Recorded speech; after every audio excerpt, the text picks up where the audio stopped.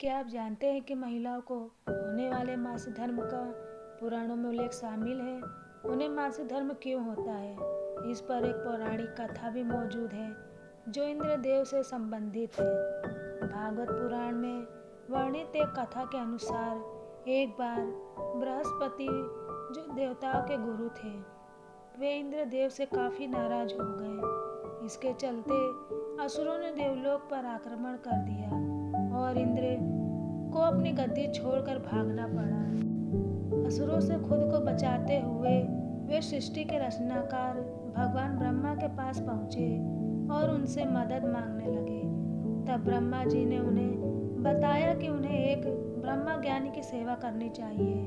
यदि वे प्रसन्न हो जाए तभी उन्हें उनकी गद्दी वापस प्राप्त होगी। आज्ञा अनुसार इंद्रदेव एक ब्रह्मा ज्ञानी की सेवा में लग गए, लेकिन वह इस बात से अनजान थे कि उस ज्ञानी की माता एक असुर थी, इसीलिए उसके मन में असुरों के लिए एक विशेष स्थान था। इंद्रदेव द्वारा अर्पित की गई सारी हवन की सामग्री जो देवताओं को चढ़ा दी जाती है, वो ज्ञानी उसे असुरों को चढ़ा रहा था। इससे उनकी सारी सेवा भंग हो रही थी। जब इंद्रदेव को सब पता लगा तो वे बेहद क्रोधित हो गए और उन्होंने उस ब्रह्मा ज्ञानी की हत्या कर डाली। एक गुरु की हत्या करना घोर पाप था, जिस कारण उन पर ब्रह्म हत्या का पाप आ गया। ये पाप एक भयानक राक्षस के रूप में इंद्र का पीछा करने लगा। किसी तरह इंद्र ने खुद को एक फूल के अंदर छुपाया और 1,00,000 साल तक भगवान विष्णु की तपस्या की। तपस्या से प्रसन्न होकर भगवान विष्णु ने इंद्रदेव को बचा तो लिया, लेकिन उनके ऊपर लगे पाप की मुक्ति के लिए एक सुझाव दिया। इसके लिए इंद्र को पेड़, जल, भूमि और स्त्री को अपने पाप का थोड़ा थोड़ा अंश देना था। इंद्र के आग्रह पर सब राजी तो हो गए, लेकिन उन्होंने बदले में इंद्रदेव से उन्हें एक वरदान देने को कहा।